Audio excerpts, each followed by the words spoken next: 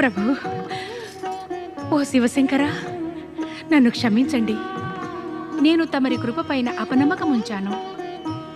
కానీ తమరు తమ భక్తుల గురించి యోచించి వారిపై తమ కృప వ్యక్తపరిచినారు. నా స్వప్నములోని మానవ రాజకుమారుని నాగలోకమును కంపినారు. నేను ధన్యురాలిని ప్రభు, ధన్యురాలిని. నేను ధన్యురాలిని.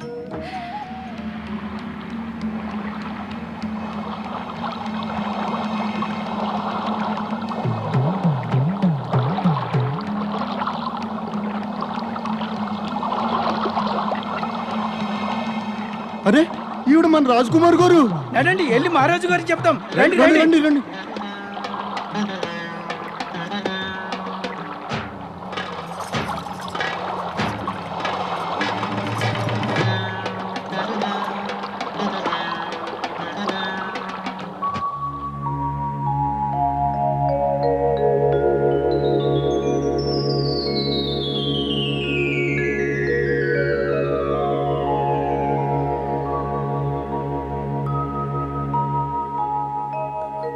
నేను ఎక్కడున్నాను? నేను ఎక్కడున్నాను? చింతతో భయపడవలసిన అవసరము లేదు. ఇది నాగలోకము రాజకుమారా. పరమశివుని కృప వల్ల నీవు నాగలోకమునకు వచ్చినావు. నాగలోకమా? నాకేమీ తెలియటం లేదు. నేనెవరినో? ఎవరిని నేను? తమరు ఒక రాజకుమారులు. తమరు నాకు స్వప్నములో కనిపించినవారు.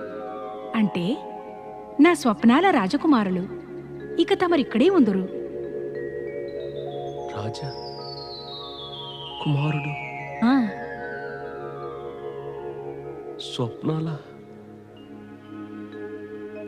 స్వప్నాల రాజా కుమారుడా?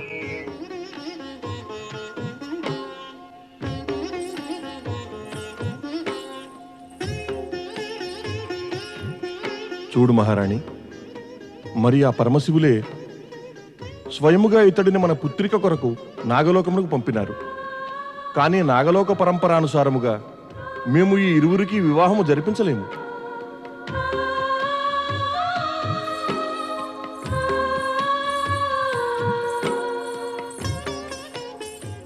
స్వామి, ఇది తమరే అంగీకరిస్తున్నారు కదా?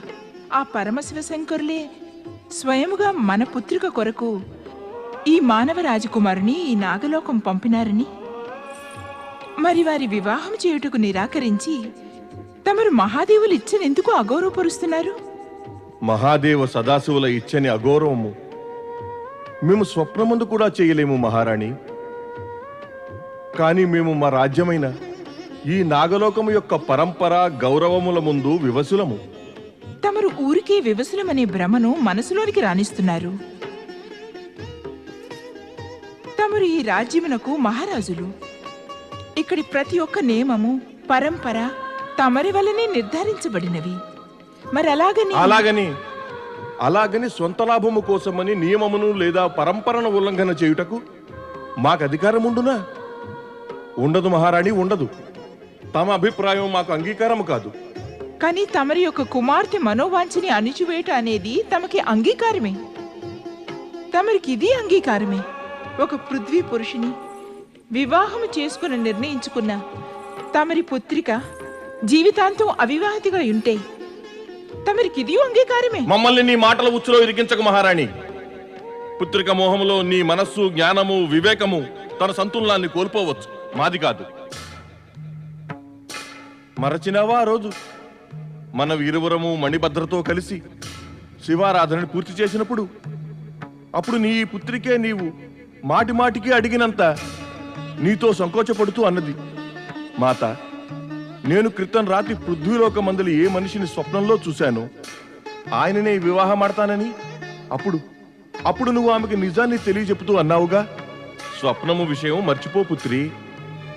ఒక నాగకన్యకి పతిగా నాగరాకుమారుడే అవగలడు, మానవుడు కాదని. ఇక ఇప్పుడు ఈనాడు నీవు అందుకు విరుద్ధంగా నేడు నేనే స్వయంగా తమరినందుకు విరుద్ధంగా యోచనలు చేయమంటున్నాను. ఎందుకనో నాకు తెలుసు. మన పుత్రికైన మణిభద్ర తన మనోవాంఛని తీర్చుకొనుటకు పూర్తి మనోనిష్టతో పరమశివులను ఎంతో కఠోర దీక్షతో ఆరాధించినది. ఇక ఇది దాని పరిణామమే. ఆ పరమశివ శంకరులు స్వయముగా పృథ్వీలోని ఒక రాజకుమారుణ్ణి మన పుత్రిక కొరకు ఈ నాగలోకము పంపించినారు. ఇక ఈ నిజమును తమరు స్వయముగా అంగీకరించినారు. అవును, మేము ఒప్పుకున్నాము. మన ఆరాధ్య దేవులైన పరమశివులే ఈ మానవ రాజకుమారుడిని మన పుత్రిక కొరకే ఇక్కడ పంపినారు. కానీ ఏమిటి? కానీ మా భయం ఏమిటంటే, ఇలా మేము మా స్వార్థము కొరకు మన నాగలోక పరంపరకు విరుద్ధముగా ఏమైనా చేసిన ఎడల దాని దుష్పరిణామము నాగజాతి అనుభవించవలసి వస్తుందని, మన రాజ్యము పైన ఏదైనా ఆపద రావచ్చని, మా వలన నాగవంశము నీతి ఇంకా గౌరవాలకు భంగం కలుగుతుందనీను, ఒక చెడ్డ ఆదర్శం స్థాపించబడితే దానిని మన ప్రజలు కూడా అనుసరించనారంభిస్తారు. లేదు మహారాణి, లేదు. మేము అట్టి అనర్థము జరగనివ్వము.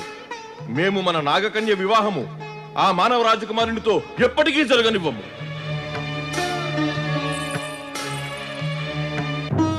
ఓ సర్వశక్తిశాలి, కృపానిధి, ఓ పరమశివ, కేవలం తమరి దయ వల్లనే ఆ మానవ రాజకుమారుని దర్శనం నాకు స్వప్నమందు కలిగినది. అంతవారిని నేను నా మనోవాక్కులలో నా పతిగా భావించి తిని, ఆయనను తమరు కృపతో నా కొరకే నాగలోకమునకు పంపినారు. ఈ నిజము తెలిసియుండి కూడా నా పితృదేవులు ఆయనతో వివాహమును వ్యతిరేకిస్తున్నారు. వారికి ఇష్టము లేదు నేను మానవ రాజకుమారుని అర్ధాంగిని కావడం. ఓ విధాత, ఓ సర్వజ్ఞ, తమరికి బహుబాగా తెలిసినదే. వారు గనక నాకు పతి రూపమున లభించకపోతే నేను జీవితాంతము అవివాహితగానే ఉండిపోతాను. ఇక నా పితృదేవులు నిర్ణయం మార్చుకొనకపోతే నేను ఇక్కడే తమరి సమక్షంలో ఏడుస్తూ నా ప్రాణాలు వదిలేస్తాను. ఇదేమిటి పుత్రి, నీ నయనాలలో అశ్రుధారలు?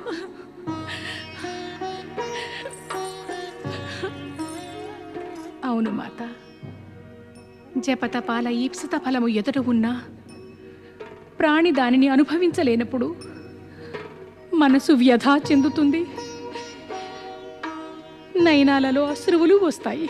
నేను నీ యొక్క వ్యధను, దుఃఖాన్ని అర్థం చేసుకోగలను పుత్రి. నీ యొక్క ఈ వ్యాకులత, దుఃఖముల బాధ నా మనసులో కూడా ఉన్నది. ఈ మొత్తం సంఘటనల యొక్క ప్రభావం నాపైన కూడా ఎంతో పడుతున్నది.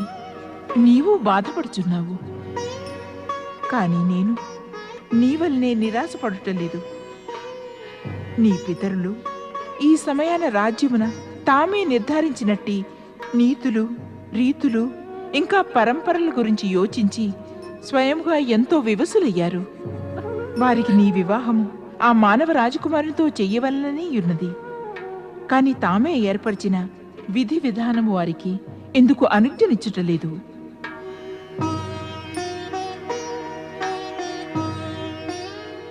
ఒక మాట చెప్పనా పుత్రి, పరిస్థితులు ఎంతగా ప్రతికూలించినప్పటికీ కూడా ఒక్కటి మాత్రం తప్పక నిజము. అదేమంటే, ప్రతి ఒక్క అంతానికి తనదైనట్టి ఒక ఆరంభము తప్పక ఉంటుంది. నీ పితరుని వివసత ఇంకా ఈ ఉద్రేకముల యొక్క అంతము కూడా చివరికి ఆశ, ప్రసన్నతల యొక్క క్రొత్త అధ్యాయమునకు ఆరంభము కానున్నవి. నీవు చింతాగ్రస్తురాలు కాకుపుత్రి, నీ అశ్రువులు తుడుచుకో. నీ విశ్వాసము పైన అవిశ్వాసము యొక్క ఛాయను కూడా పడనీయకు. ప్రశాంతమైన మనస్సుతో పూర్వమూలే శ్రద్ధాభావముతో ప్రభువు పరమశివుల ఆరాధన చేస్తూ ఉండు. వారు అవశ్యము నీకు మనోవాంఛిత వరమునిచ్చెదరు. నీ యొక్క మనోవాంఛ తీరగలదు.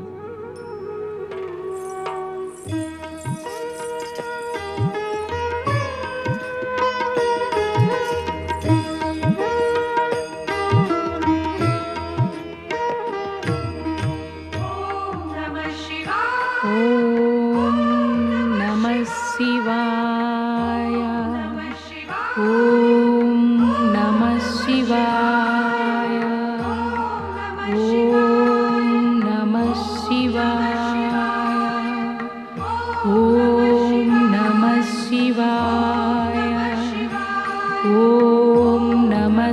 శివాయ ఓం నమః శివాయ ఓం నమః శివాయ ఓం నమః శివాయ ఓం నమః శివాయ ఓం నమః శివాయ. వాసుకి, నాగరాజు వాసుకి, లే పుత్ర.